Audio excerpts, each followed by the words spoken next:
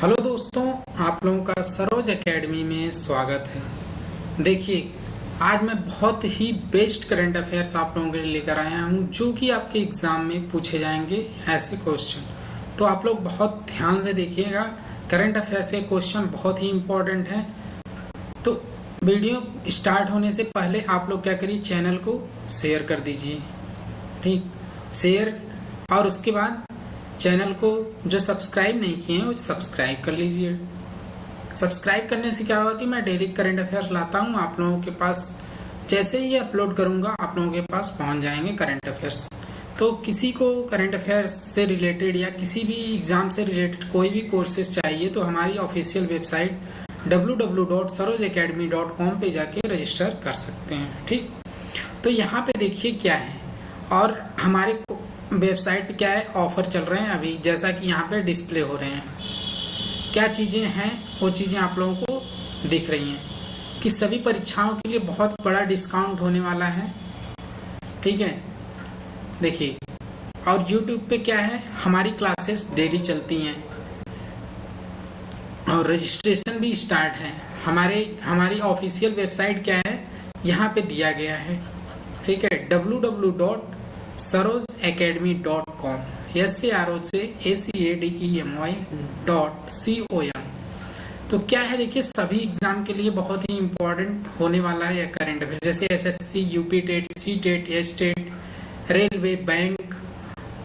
यहाँ पे क्या है, ऑनलाइन मैथ्स के जो कोर्सेस हैं हमारे, ओनली कितने में डिस्काउंट प्राइस में चल रहे हैं अभी ऑनलाइन मैथ्स के कोर्सेस, जो कि 3999 में अवेलेबल है। जिसको भी कोर्सेज चाहिए मैथ्स के वो हमारे कोर्सेज बाई कर सकते हैं। रजिस्ट्रेशन कर दीजिए वेबसाइट पे, उसके बाद आप लोगों को कॉल जाएगा। कॉल जाने के बाद कंफर्मेशन हो जाएगा, उसके बाद हमारे कोर्सेज क्या आ जाएंगे, आप लोगों को मिल जाएंगे, ठीक है। ओनली 399 में। वैसे कोर्सेज के प्राइस ज़्यादा है, ठीक है। ये 90% का मतलब क्या है, 90% का मतलब जो हमारे कोर्सेज PDF अवेलेबल है वो मात्र आप लोगों को 99 में मिल जाएंगे अभी, SSC से UP TET, C TET, S TET सभी की, ठीक है। तो हम बिना देर किए हुए चलते हैं अब अपने क्वेश्चन की तरफ, क्वेश्चन नंबर फर्स्ट की तरफ। क्वेश्चन नंबर फर्स्ट देखिए क्या है, यहाँ पे दिया गया RBI की मौद्रिक नीति समिति की बैठक के बाद भारत के लिए 2022-2023 के विकास का अनुमान कितना है। तो कितना अनुमान लगाया गया है RBI के द्वारा, ठीक है। तो देखिए बहुत ही इम्पोर्टेंट क्वेश्चन है, इसका आंसर हम बता दे रहे हैं। ये वेरी मोस्ट इम्पोर्टेंट आप लोगों के एग्जाम में क्वेश्चन बन सकता है। बैंक वाले भी बहुत ध्यान से पढ़ लेंगे करंट अफेयर्स को।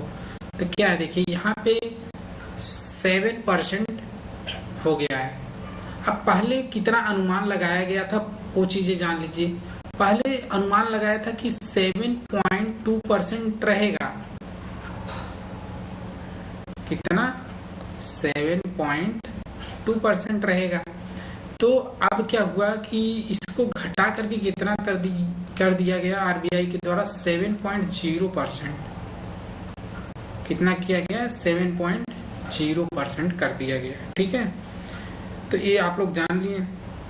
अब देखिए ये RBI के गवर्नर कौन है, गवर्नर कौन है RBI के, इनका नाम है शक्तिकांत दास। शक्तिकांत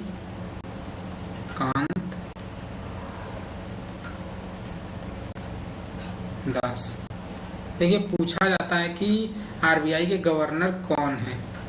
देखिए ये कब पदभार संभाले थे, ये संभाले थे पदभार 12 दिसंबर 2018, ठीक है। तो एक चौथे गवर्नर बने हैं 825 में, मतलब 25वें गवर्नर हैं, ठीक है। अब और चीज जान लीजिए, ये 25वें गवर्नर है। तो RBI की स्थापना कब हुई थी, RBI की स्थापना कब हुई थी ये हम आप लोगों को बता दे रहे हैं। इसकी स्थापना हुई थी RBI की आरबीआई स्थापना, इसकी स्थापना हुई थी, आप लोग को बता दें कि 1 अप्रैल 1935 ईस्वी को। कब? 1 अप्रैल 1935 ईस्वी को हुई थी। तो पहले जब हुई थी इसकी स्थापना तो इसका हेडक्वार्टर कहाँ था? इसका हेडक्वार्टर था कोलकाता में। ठीक है, कहाँ पे? कोलकाता में। उसके बाद कहाँ कर दिया गया?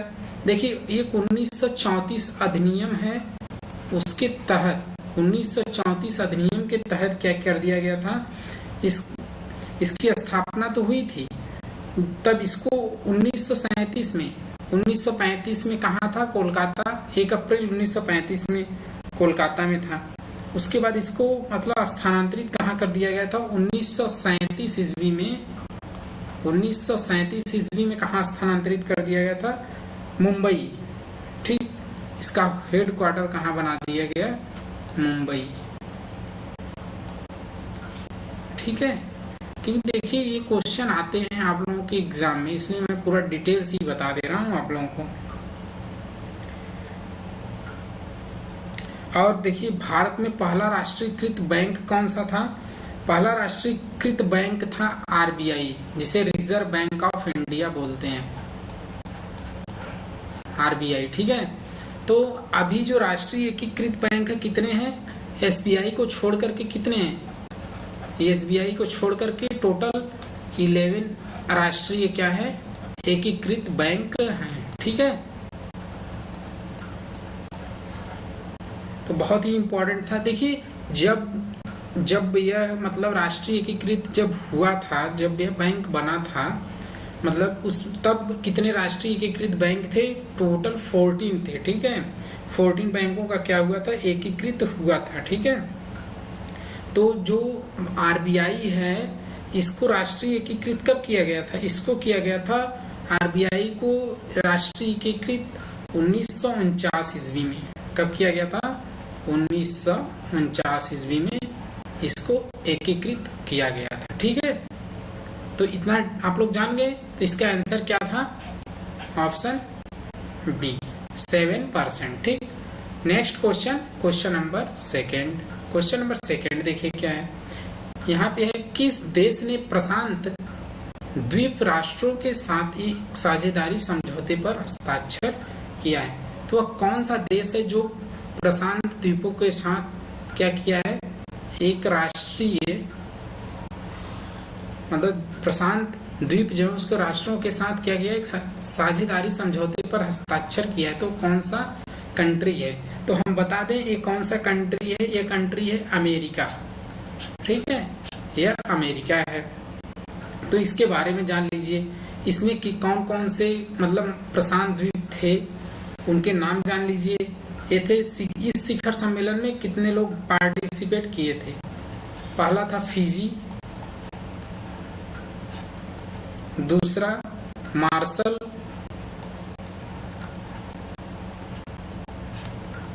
और तीसरा था मतलब मार्शल द्वीप समूह। क्या था? ये मार्शल द्वीप समूह, मार्शल द्वीप समूह। उसके बाद मार्शल द्वीप समूह हो गया।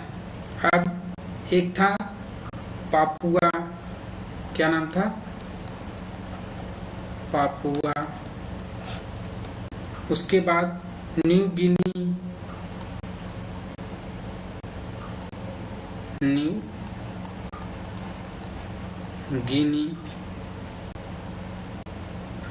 टोगा।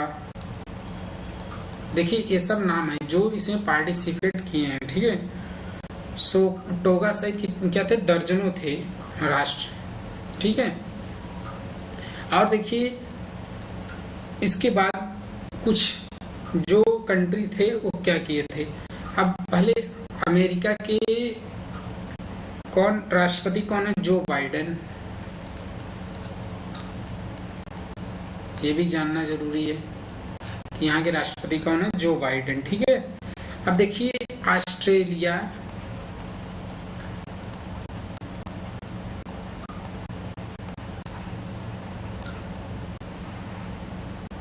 ऑस्ट्रेलिया और न्यूजीलैंड। कौन? ऑस्ट्रेलिया और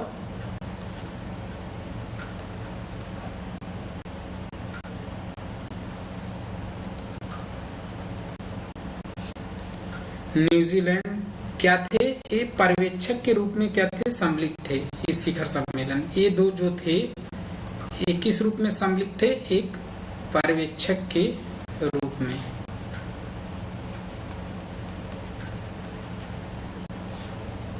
ठीक है, पर्यवेक्षक के रूप में क्या थे? सम्मिलित थे इसमें। तो इतना देखिए बहुत ही इम्पोर्टेंट है। ठीक, तो अब हम चलते हैं नेक्स्ट क्वेश्चन नंबर 3 की तरफ। क्वेश्चन नंबर 3 देखिए क्या है। यहाँ पे दिया है किस संस्थान ने भारत की 50 विशिष्ट प्रतिष्ठित विरासत वस्त्र शिल्प की सूची का अनावरण किया है। तो वह कौन सा संस्थान है जो भारत के 50 विशिष्ट और प्रतिष्ठित जो विरासत है उसके वस्त्र शिल्प सूची का अनावरण किया है। ठीक है, तो यहाँ पे 4 ऑप्शन दिए गए, यूनेस्को, यूएस, यूके, रसिया। ठीक है, तो इसका आंसर क्या बनेगा आपका? ठीक है, तो इसका आंसर है, आप लोगों को बता देंगे हम, बहुत ही इम्पोर्टेंट है, ए यूनेस्को। ठीक है, ऑप्शन क्या है? ए, 3 का। तो देखिए इसका नाम हम बता दे रहे हैं आप लोगों को कि क्या चीजें हैं।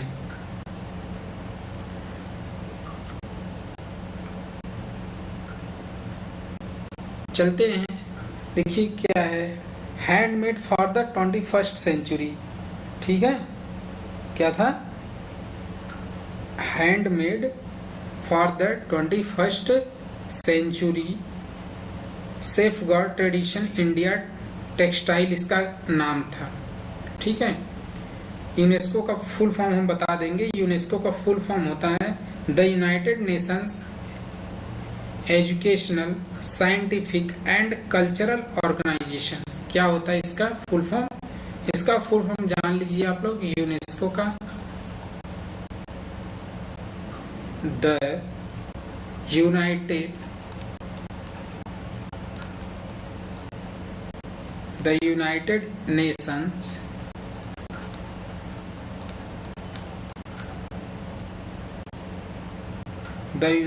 नेशंस एजुकेशनल, साइंटिफिक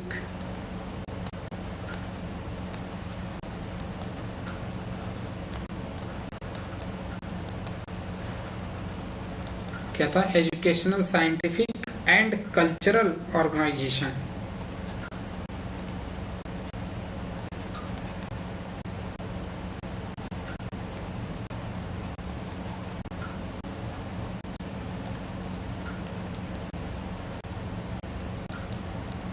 ठीक है, कल्चरल ऑर्गेनाइजेशन। ठीक, तो इसका फुल फॉर्म है यूनेस्को का। तो ये चीजें देखिए, और क्या चीजें हैं। इसका मैंने नाम क्या बताया था? इसका एक नाम था, इसको किस नाम से जाना जाता है? Handmade for the 21st century. ये जो बनाया गया था इसका handmade for the 21st century safeguarding traditional Indian textile. ठीक है, अब देखिए क्या क्या था। तमिलनाडु में क्या था?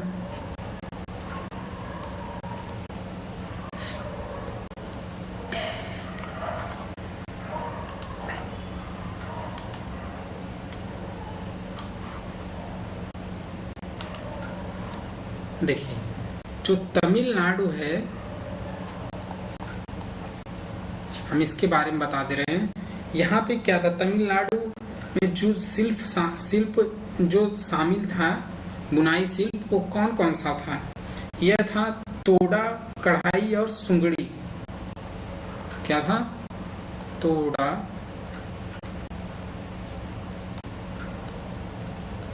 कढ़ाई और क्या था? सुंगरी। ठीक है, थोड़ा कढ़ाई और सुंगड़ी था। अब नेक्स्ट हैदराबाद में क्या था?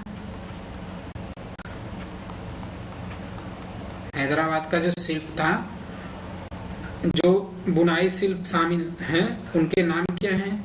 इनके नाम हैं हिमरू बुनाई। क्या नाम है? हिमरू बुनाई। ये आपके एग्जाम में अगर पूछा जाएगा तो बता सकते हैं आप लोग। अब उड़ीसा में क्या है?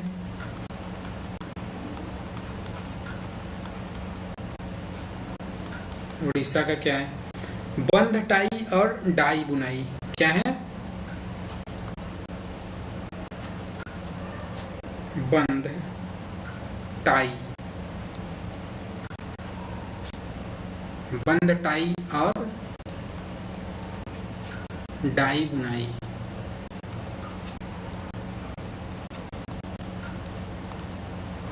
देखिए ये सभी एग्जाम के लिए हैं, यूपीएससी से लेकर के जितने भी एग्जाम है सभी के लिए इम्पोर्टेंट है। ठीक है, तो ये बहुत ही इम्पोर्टेंट थे।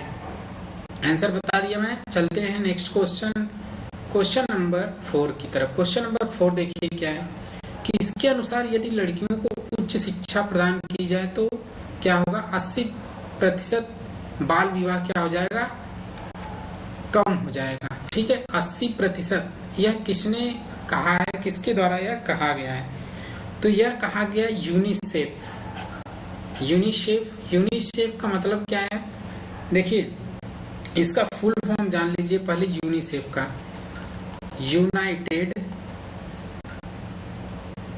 United Nations Children's fund.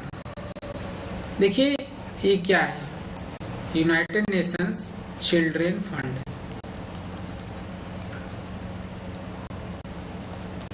ये एक तरह का एनजीओ की तरह काम करता है। ठीक है, क्या होता है कि इसमें जितने भी गरीब बच्चे हैं उन लोगों क्या होता है कि देखिए यूनेस्को और यूनिसेफ में यही डिफरेंट है। इसमें क्या होता है, जैसे युद्ध आपदाओं में जो बच्चे किसी भी कंट्री में कोई भी प्रॉब्लम हो जाए, युद्ध आपदा में बच्चों को कोई भी दिक्कत हो रही है तो उसको मतलब अडॉप्ट कर लेते हैं लोग। और कोई अत्यधिक गरीब है उसके लिए, और जो जैसे हिंसा और शोषण हो रहा है उसके लिए, और क्या है विकलांग बच्चों के लिए भी है। विशेष सुरक्षा ये लोग सुनिश्चित करते हैं और बहुत ही अच्छे से लोग बच्चों का क्या करते हैं, देखभाल करते हैं। ठीक है, जैसा कि मैंने बता दिया कि युद्ध आपदाओं में कोई परेशानी किसी को हो रही है, कोई बच्चा है, तो ये अक्सर करके देखिए चिल्ड्रंस दिया है, मतलब बच्चों के लिए ही इम्पोर्टेंट है यूनिसेफ। तो यह इसीलिए कहा गया है कि अगर उच्च शिक्षा दी जाए, अगर उच्च शिक्षा दी जाए लड़कियों को तो क्या होगा? 80% बाल विवाह कम हो जाएगा। ये कौन बोला है? यूनिसेफ ने। ठीक है, तो ये चीजें हैं इसमें। तो इसका मतलब यही होता है कि जितने भी गरीब बच्चे हैं और किसी युद्ध आपदा से मतलब लड़ रहे हैं, अत्यधिक और बहुत ही गरीब है, सभी प्रकार के हिंसा और शोषण के शिकार हो रहे हैं और विकलांग बच्चे हैं, उन लोगों को क्या करता है यूनिसेफ एडॉप्ट कर लेता है, उन लोगों की निगरानी करता है, उनको पढ़ाता लिखाता है, सब चीजें यही करता है। तो मतलब एक एनजीओ टाइप हो गया। ठीक है, तो ये चीजें इंपॉर्टेंट हैं। तो आंसर क्या बना? ऑप्शन आपका बी। ठीक, आंसर ऑप्शन बी था। आप चलते हैं next question, question number 5। Question number 5 देखिए क्या है। कावेरी नदी में खोजा गया पेंगेसियस इकारिया किस प्रजाति से संबंधित है? तो यह किस प्रजाति से संबंधित है? यह है कैटफिश, ऑप्शन डी। ठीक है, कैटफिश क्या है? देखिए ये कैटफिश क्या है? ये कावेरी नदी के पास क्या है, कावेरी नदी जो है के पास मेट्टर एक बांध है। बांध का नाम क्या है? मेट्टर बांध। ठीक है, मेट्टर एक बांध है जिसके पास यह पाया गया। क्या पाया गया? पेगेसियस इकारिया एक प्रजाति पाई गई है, जिसका उस प्रजाति का नाम क्या है? कैटफिश। देखिए ये मछली की तरह, मछली के आकार की तरह होती है, तो इसके बारे में हम थोड़ा डिटेल्स जान लेते हैं। तो देखिए यह कैटफिश प्रजाति की खोज की गई, मतलब इन लोगों ने क्या किया, इसकी खोज की, जिसका नाम पैगेसियस इकैरिया भारतीय अनुसंधान परिषद के द्वारा यह रखा गया। ठीक है, किसके द्वारा? भारतीय अनुसंधान परिषद के द्वारा ऐसा बताया गया कि यह ऐसा है, भारतीय अनुसंधान परिषद। ठीक है, तो इनके द्वारा यह बताया गया कि यह पैगेसियस जीनस से संबंधित है। पैगेसियस मतलब एक जीन जैसे बोलते हैं, जीन्स आते हैं, तो पैगेसियस जीनस से संबंधित ये है। ठीक है, देखिए पैगेसियस जीनस क्या होता है? देखिए ये होता है क्या, यह मछली की प्रजाति होती है जो क्या है 120 कंट्रीज में क्या है इसका सप्लाई होता है। ठीक है, सबसे ज्यादा मतलब इसके क्या है कि विशेष रूप से इसे कहाँ पाया जाता है, विशेष रूप से इसको कहाँ पाया जाता है? विशेष रूप से इसे पाया जाता है वियतनाम में। वियतनाम, जैसे लोग मछली जिलाते हैं ना, जैसे लोग मछली पालन करते हैं, तो ये लोग इस ये एक मछली की तरह होती है, तो इसको ये लोग पालन करते हैं। कहाँ? वियतनाम में। तो 120 देशों में इसकी क्या है जरूरत पड़ती है, तो 120 देश इसकी आपूर्ति करते हैं, 120 देशों के पास यह जाता है। ठीक है, क्या? पैगेसियस नामक जो ये है मछली, जिसका क्या नाम है, स्पीसीज नाम रखा गया कैटफिश, ये इंडिया में पाया गया है। कहाँ? कावेरी नदी में। कावेरी नदी के निकट एक है मैटर बांध है। ठीक है, मैटर बांध है। चलते हैं next question, question number 6। Question number 6 देखिए क्या है। क्वेश्चन नंबर 6 है, पूछा गया WIPO WIPO global innovation index 2022 में भारत की रैंक क्या है? तो भारत की रैंक क्या है? 40। ठीक है, भारत की रैंक 40 है। तो ये भी बहुत इंपॉर्टेंट क्वेश्चन है आप लोगों के एग्जाम के लिए, आप लोगों के एग्जाम में आ सकता है। ठीक है, आप लोग बहुत अच्छे से देखिएगा। इसके पहले ये तो 2022 के बताया गया है, 2021 में क्या रैंक थी भारत की ग्लोबल इनोवेशन इंडेक्स में? 2021 में थी 46। ठीक है, ग्लोबल इनोवेशन इंडेक्स में 2021 में भारत की रैंक 46 थी। अब देखिए इसमें क्या है, इसमें टोटल कितने कंट्रीज हैं? टोटल कंट्रीज इसमें है, टोटल कंट्रीज 132, 132 देश इसमें हैं। ठीक है, जिसमें भारत का क्या है 2022 में 40वां स्थान है। ठीक है, तो ये सब चीजें जानना चाहिए। अब देखिए WIPO का क्या नाम है, मतलब वर्ल्ड इंटेलेक्चुअल प्रॉपर्टी ऑर्गेनाइजेशन। ठीक, जान लीजिए क्या नाम है इसका, वर्ल्ड, अभी हम बता दे रहे हैं आप लोगों को। देखिए इसका नाम है वर्ल्ड इंटेलेक्चुअल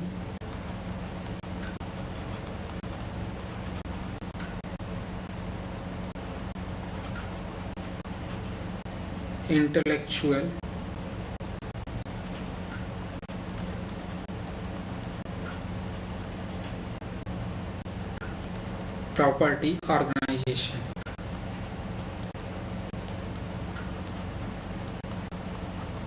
ठीक है, तो ये मतलब WIPO का फुल फॉर्म है, किसका? WIPO। ठीक है, तो ये तो बहुत ही इंपॉर्टेंट है, आप लोगों को इसका फुल फॉर्म भी जानना। ठीक,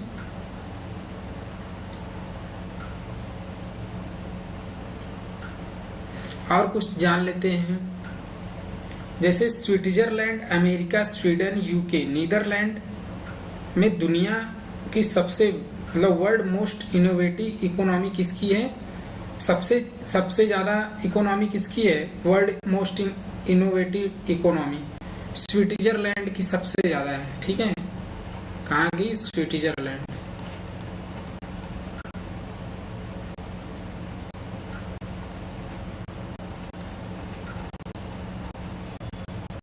स्विट्जरलैंड की सबसे ज्यादा। उसके बाद किसका है?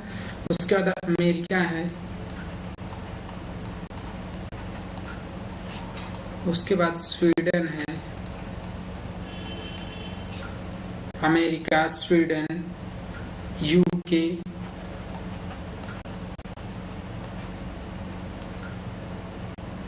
Netherlands.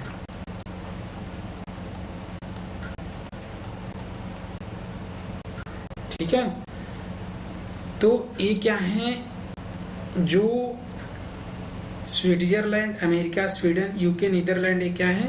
World most innovative economy है, सबसे ज्यादा इनकी इनोवेटिव इकोनॉमी है। ठीक है, next question, question number 7। Question number 7 देखिए यहाँ पे क्या है। यहाँ पे दिया गया कौन सा शहर सूचना तक सार्वभौमिक पहुंच के लिए अंतर्राष्ट्रीय दिवस पर सम्मेलन की मेजबानी है? कौन मेजबान है? तो ताशकंद, ऑप्शन ए। ठीक है, इसका उद्देश्य क्या है? इसका उद्देश्य है कि सभी को जानकारी प्राप्त करना, मतलब सभी को जानकारी प्राप्त करने और वितरित करने का इसका उद्देश्य है। यह है, देखिए यह हर साल कब मनाया जाता है?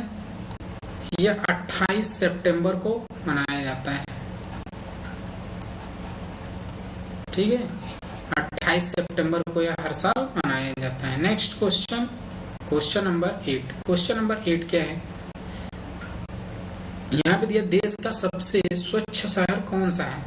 अब देश का सबसे स्वच्छ शहर बताना है कौन सा है, तो ये है ऑप्शन सी, इंदौर।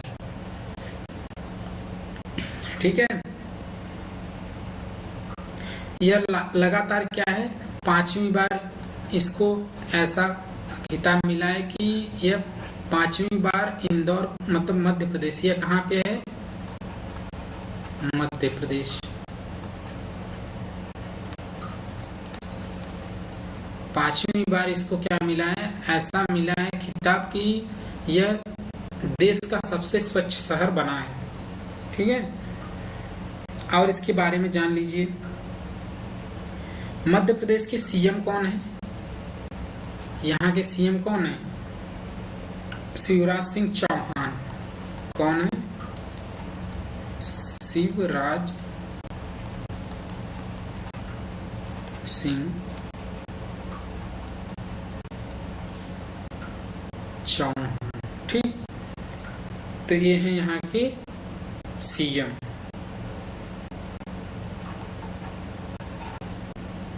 अब देखिए, अब यहाँ का फेमस लोक नृत्य क्या है?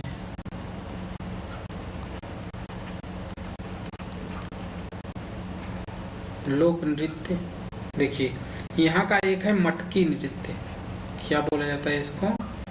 मटकी नृत्य।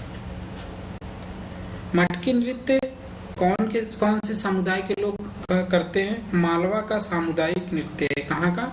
यह मालवा का सामुदायिक नृत्य है।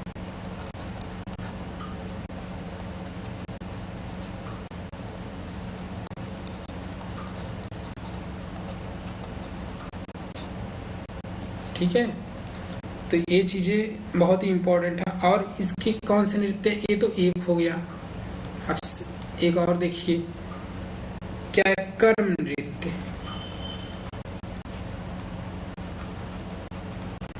कर्म नृत्य। ठीक, कर्म नृत्य में यह कौन लोग करते हैं? ये आदिवासियों का नृत्य है। ठीक है, किसका? आदिवासियों का। ठीक है, सबसे यह पुराना नृत्य है आदिवासियों का, सबसे पुराना। और क्या है, और इसके बारे में जानिए। अब एक है त्रितिली नृत्य, क्या नाम है इसका? त्रितिली नृत्य। ठीक है, तो देखिए यहाँ पे यह कमर जनजाति का लोक नृत्य है। किसका? एक वहां पे है कमर जनजाति,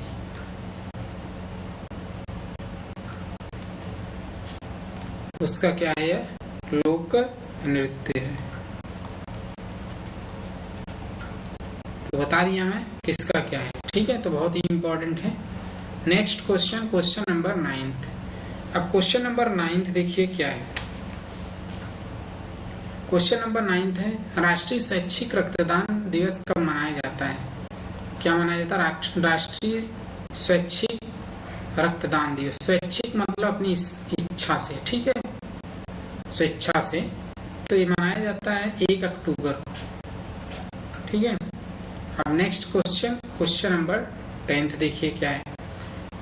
यहाँ पूछा है, केंद्र ने नागालैंड और अरुणाचल प्रदेश के 12 जिलों में सशस्त्र बल अधिनियम के कितने महीने के लिए बढ़ाया गया है?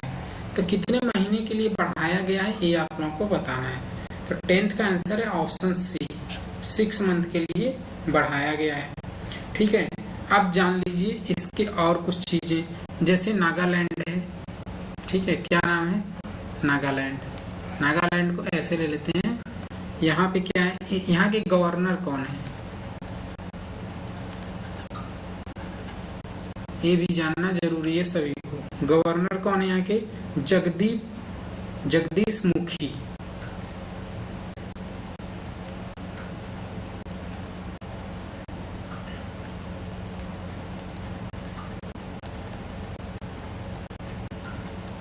जगदीश मुखी यहाँ के गवर्नर हैं।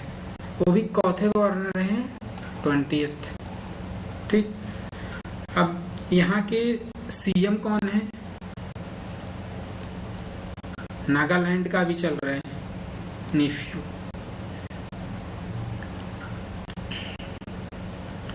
यहाँ के हैं नेफ्यू रायो।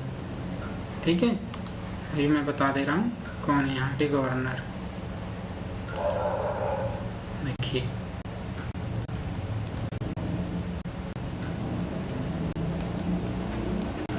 नेफ्यू रायो यहाँ क्या है? ये सीएम है। ठीक है, और यहाँ की कैपिटल क्या है ये जान लीजिए। ये सब देखिए, ये सब पूछा जाएगा एग्जाम में। कैपिटल क्या है यहाँ पे? कोहिमा। ठीक है, यहाँ की कैपिटल क्या है? कोहिमा। ठीक, इतना चीजें पता चल गई। अब हमको पता करना है अरुणाचल प्रदेश का। ठीक है, आप देखिए यहाँ के गवर्नर, यहाँ के गवर्नर कौन है? कहाँ के? अरुणाचल प्रदेश की। अरुणाचल प्रदेश के गवर्नर हैं सत्यपाल मलिक। जैसा कि आप लोग अगर न्यूज देखते होंगे तो आप लोगों को पता होगा, सत्यपाल मलिक। ठीक है, कौन है? सत्यपाल मलिक है यहाँ के गवर्नर। अब यहाँ के सीएम कौन है अरुणाचल प्रदेश के? ये जान लीजिए सीएम कौन है यहाँ के। ये है पेमा खंडू। पेमा खंडू जो है यहाँ के सीएम है।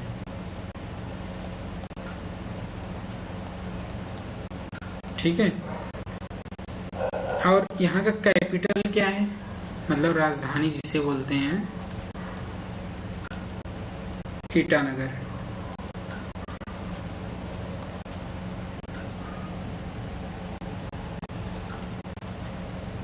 ठीक है, यहाँ का कैपिटल क्या है? ईटानगर।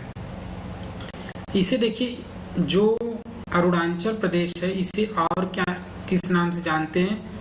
उगता हुआ सूर्य का पर्वत। उगता हुआ सूर्य का पर्वत भी कहा जाता है। किसको? अरुणाचल प्रदेश को।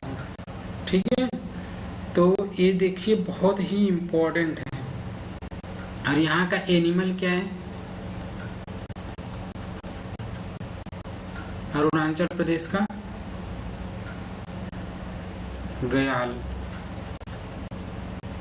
ठीक है, तो ये जो चीजें हैं बहुत ही इम्पोर्टेंट है आप लोगों के एग्जाम के लिए। ठीक, अब चलते हैं next question, question number 11। Question number 11 क्या है ये देखिए। यहाँ पूछा गया यूजीसी ने उच्च शिक्षण संस्थानों को विदेशी छात्रों के लिए क्या किया है? विदेशी छात्रों के लिए कितने प्रतिशत सीटें बनाने का दिशा निर्देश दे दिया गया है। किसके द्वारा? यूजीसी के द्वारा।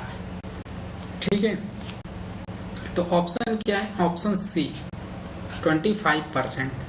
ठीक, next question, question number 12। Question number 12 देखिए, यहाँ पे दिया गया है कि प्रधानमंत्री नई दिल्ली में इंडिया मोबाइल कांग्रेस 2022 जो किस सेवा की शुरुआत किए हैं?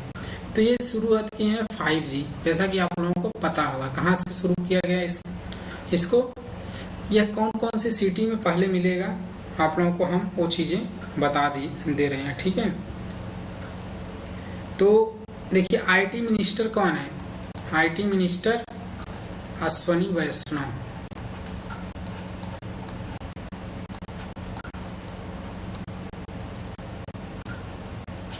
अश्वनी वैष्णव क्या है? आईटी मिनिस्टर है। तो देखिए दो कंपनियां, एक डीओटी है और एक क्या है? COAI, जो कि बहुत बड़ा इनको क्या माना जाता है? इन्वेस्टर के रूप में माना जाता है। जो कि डीओटी का मतलब इंडिया मोबाइल जो कांग्रेस है, इसके डिपार्टमेंट ऑफ टेलीकम्युनिकेशन इसका फुल फॉर्म होता है, डिपार्टमेंट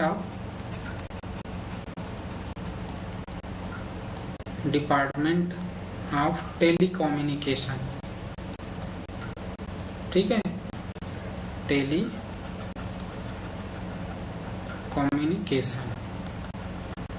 ठीक, और इसका COAI का क्या होता है? Cellular operators association of India.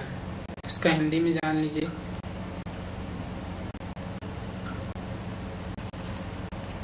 Cellular operators association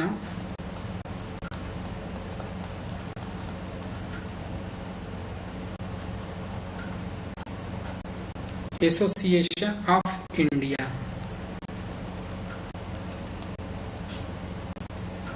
ठीक है, तो ये बहुत ही इम्पोर्टेंट न्यूज है। ये देखिए, ये पहले बताया जा रहा है कि हम बता दें कि ये कौन कौन से शहर में सबसे पहले मिलेगी। जैसे नई दिल्ली, दिल्ली, मुंबई, वाराणसी, बेंगलुरु समेत 8 शहरों में। दिल्ली, मुंबई,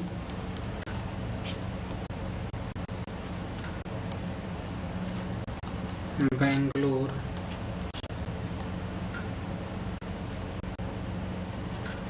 कोलकाता। ठीक है, तो क्या है कि इस जो शहर है यहाँ पे मिलेगी। और मार्च में क्या हो जाए, मार्च 2023 तक क्या हो जाएगा? आधे शहरों में यह फैल जाएगा, जैसा कि बताया गया है।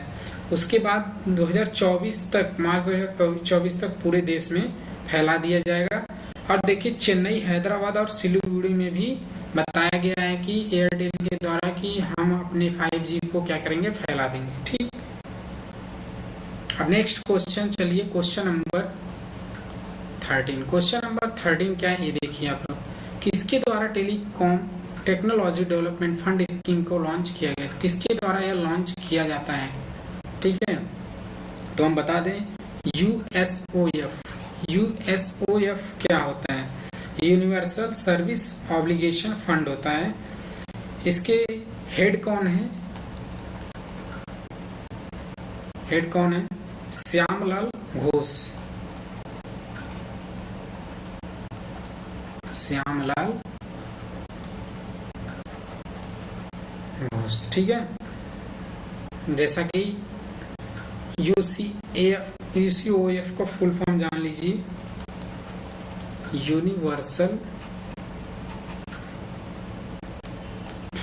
सर्विस ऑब्लिगेशन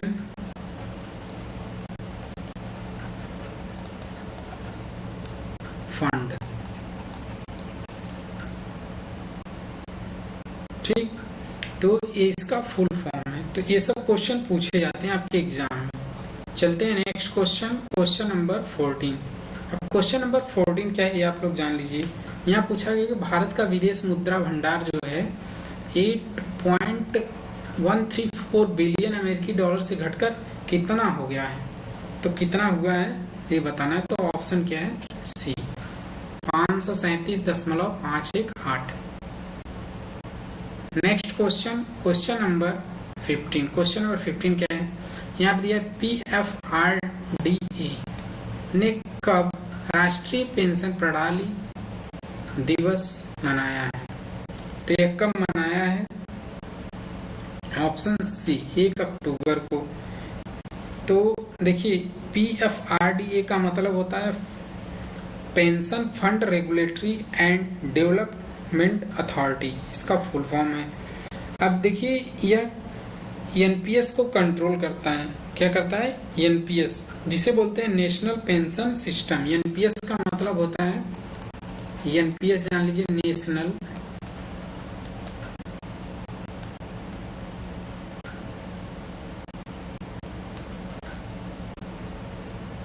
क्या होता है, नेशनल पेंशन सिस्टम। ठीक है, एनपीएस का ये फुल फॉर्म है। और इसके सीईओ डायरेक्टर कौन है, इसके सीईओ को जान लीजिए या director, mister Parveen Kumar.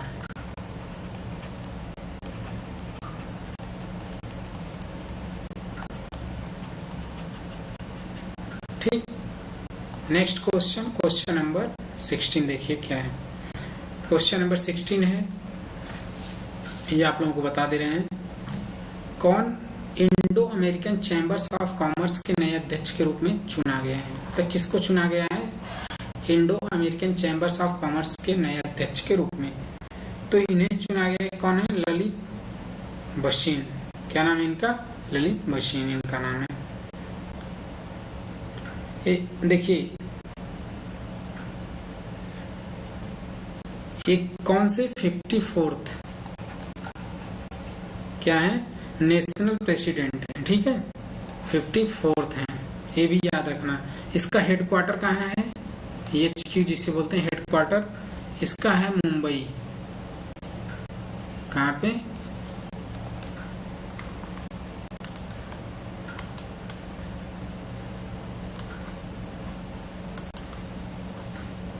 Headquarter Mumbai. ठीक, आप चलते हैं next question, question number 17। Question number 17 देखिए क्या है, यहाँ पे दिया वृद्ध व्यक्तियों का अंतर्राष्ट्रीय दिवस कब मनाया जाता है। जो वृद्ध व्यक्ति होते हैं उनका अंतर्राष्ट्रीय दिवस कब मनाया जाता है। तो ये भी जान लीजिए, यह मनाया जाता है 1 October, option A. Next question, question number 18। देखिए कार्ड टोकनाइजेशन कब लागू होगा। तो बहुत ही इंपॉर्टेंट न्यूज है सभी लोगों के लिए, बहुत ही ध्यान से देखिएगा। हम बता दें यह 1 अक्टूबर से क्या है, लागू हो गया है। ठीक है, कार्ड टोकनाइजेशन यह होगा, यह डेबिट और क्रेडिट, डेबिट एंड क्रेडिट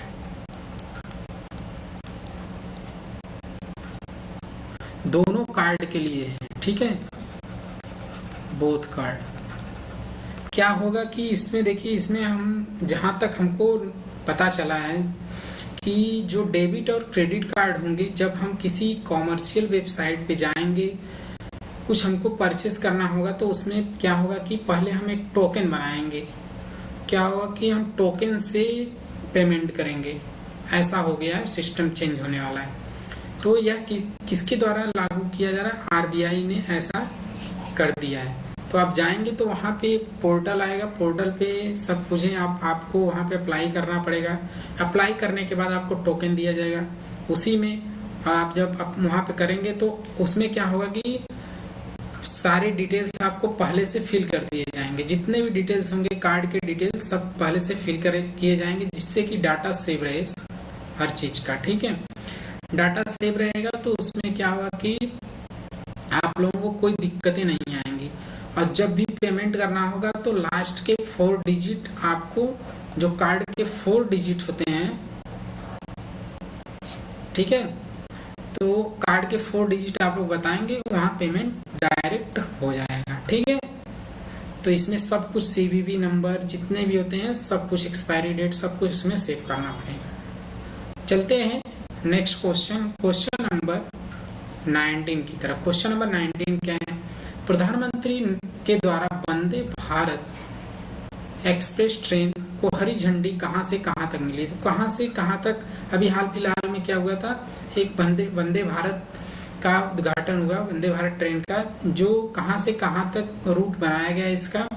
तो हम बता दें, इसका रूट है गांधीनगर से कहां तक है? मुंबई तक। ठीक, गांधीनगर से मुंबई तक इसका रूट बनाया गया है। ठीक, next question number 20। Question number 20 देखिए क्या है? केंद्र ने किसको इंडियन ओवरसीज बैंक का एमडी और सीईओ, किसको इंडियन ओवरसीज बैंक का एमडी और सीईओ किया नियुक्त किया है? किसने? केंद्र ने।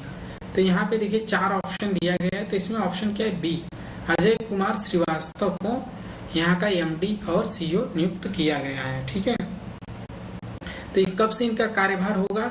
इनका कार्यभार होगा 1 जनवरी 2023 से। ठीक है, और कितने साल का होगा? 3 इयर्स का। ठीक, next question number 21। Question number 21 देखिए, यहाँ पे रूसी राष्ट्रपति व्लादिमीर पुतिन ने यूक्रेन के कितने क्षेत्रों पर कब्जा कर लिया है? तो कितने क्षेत्र हैं जहाँ पे रूस के राष्ट्रपति जो हैं, कौन है? व्लादिमीर पुतिन, और यूक्रेन के राष्ट्रपति जेलेंस्की। ठीक, तो यहाँ पे क्या है? 21 का ऑप्शन सी, चार जगह पर रूसी राष्ट्रपति ने ऐलान किया है कि यहाँ यूक्रेन के इतने क्षेत्र पे हमारा कब्जा हो चुका है। ठीक, तो इसमें कौन कौन से देश हैं, कौन कौन से वहाँ के क्षेत्र हैं? ठीक है, कौन कौन से क्षेत्र हैं वो हम आप लोगों को बता दे रहे हैं। तो ये है पहला खेरसन, एक जगह है क्षेत्र, और एक है जापोरजिया, क्या है? जापोरजिया एक है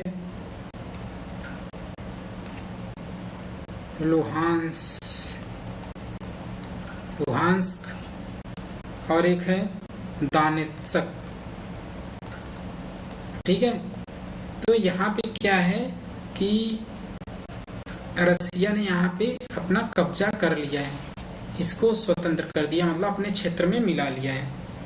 ठीक, अब नेक्स्ट क्वेश्चन नंबर क्या है? 22। अंतर्राष्ट्रीय अनुवाद दिवस कब मनाया गया? तो अंतर्राष्ट्रीय अनुवाद दिवस कब मनाया गया आप लोगों को बताना है। तो 22 का क्या है? ऑप्शन डी, 30 सितंबर को अंतर्राष्ट्रीय अनुवाद दिवस मनाया गया। Next question number 23। चौथे राष्ट्रीय खेल का उद्घाटन अहमदाबाद के नरेंद्र मोदी स्टेडियम में किया गया। तो चौथे का हुआ है? ये 36। जैसा कि देखिए इसके वीडियो बने पड़े हैं फुल डिटेल्स में इसके, आप लोग इस वीडियो को जाके हमारे आई बटन पे हम ऐड कर देंगे, वहाँ आप वीडियो को देख लीजिएगा। ठीक है, फुल वॉच करिएगा, बहुत ही इम्पोर्टेंट वहाँ फुल डिस्कशन हुआ है इसका। Next question number 24। अब यहाँ आर वेंकटमणि अगले अटॉर्नी जनरल के रूप में कितने सालों के लिए नियुक्त किए गए हैं? कौन? आर वेंकटमणि। वेंकटमणि जो है अटॉर्नी जनरल के रूप में कितने सालों के लिए नियुक्त हुए हैं? तो ये बता दें हम आप लोगों को, इसका आंसर क्या है? 3 साल के लिए इनको नियुक्त किया गया। तो देखिए अटॉर्नी जनरल को कौन नियुक्त, किसके द्वारा नियुक्त किए जाते हैं? ये हमारे राष्ट्रपति के द्वारा नियुक्त होते हैं, जो अटॉर्नी जनरल होते हैं। ठीक है, तो आप लोगों को पता है हमारे राष्ट्रपति कौन है? द्रौपदी मुर्मू। ठीक है, तो ये हमारी राष्ट्रपति हैं। ठीक है, इनके द्वारा इनको नियुक्त किया गया कि इनको आर वेंकटरमणि को, जो अटॉर्नी जनरल है। Next question, question number 25। अब देखिए 25 क्या है? रेपो दर जो 0.5% से बढ़कर कितना हो गया है? तो यह हो गया 5.9%। अब देखिए रेपो रेट बढ़ने का रीजन क्या होता है? रेपो रेट क्यों बढ़ता है? रेपो रेट बढ़ने से क्या नुकसान होते हैं हमारे ऊपर, हमारे देश के ऊपर? जो इसमें दिक्कतें होती हैं हम आप लोगों को बताने जा रहे हैं। देखिए रेपो रेट बढ़ने से क्या होता है? बैंकों को जो कर्ज दिया जाता है वो ज्यादा ब्याज पे मिलता है। ठीक है, ब्याज अधिक देना पड़ेगा। अगर बैंक किसी से, जैसे आरबीआई से ले रहे हैं तो आरबीआई को उतना मतलब ज्यादा ब्याज देना पड़ेगा किसी बैंक को। तो बैंक को जब ब्याज ज्यादा देना पड़ रहा है, तो अगर वहां से कोई आम आदमी ले रहा है तो उसको ऑब्वियसली ज्यादा देना पड़ेगा ब्याज। तो ऐसे आप लोग समझिएगा, जैसे लोग लेते हैं होम लोन लेते हैं, कार लोन लेते हैं, और क्या होते हैं पर्सनल लोन लेते हैं, एजुकेशनल लोन लेते हैं। कुछ एजुकेशनल लोन फ्री होते हैं, कुछ एजुकेशनल पे फ्री नहीं होते हैं। तो वो तो डिपेंड करता है आपके ऊपर। तो क्या होता है कि इस पे ब्याज दरें बढ़ जाती हैं। रेपो रेट बढ़ने का मतलब यही होता है, अगर रेपो रेट जितना कम रहेगा उतना कम ब्याज दर लगेगा। ठीक है, अगर रेपो रेट हमारा बढ़ रहा है तो जान जाइए कि महंगाई भी बढ़ेगी। आप लोगों को सीधे मतलब इससे पता चल रहा है कि क्या होगा। ठीक है, तो यहाँ पे जो होगा, अगर आप लोग कोई भी चीज़ परचेस करते हैं, मोबाइल फ़ोन कुछ भी जैसे EMI पे लेते हैं, तो उस पर क्या होगा कि आप लोगों को पहले जितना देना पड़ता था उससे ज़्यादा देना पड़ेगा ब्याज दर। ठीक है, यही होता है रेपो रेट का बढ़ना। ठीक है, तो बहुत ही इम्पोर्टेंट ये न्यूज़ था। और ऐसे ही न्यूज़ पाने के लिए क्या करिए, आप हमारे चैनल को सब्सक्राइब कर लीजिए और ज़्यादा से ज़्यादा लोगों तक क्या करिए, शेयर करिए। देखिए आज के करंट अफेयर्स बहुत ही इम्पोर्टेंट थे, बहुत ही नॉलेजेबल थे। ठीक है, और मैं फुल डिस्कशन के साथ आप लोगों को किया हूँ। तो ऐसे वीडियो क्या करिए, शेयर कर दीजिए आप लोग। तो मिलते हैं next day. Thank you, bye bye. आपका दिन शुभ।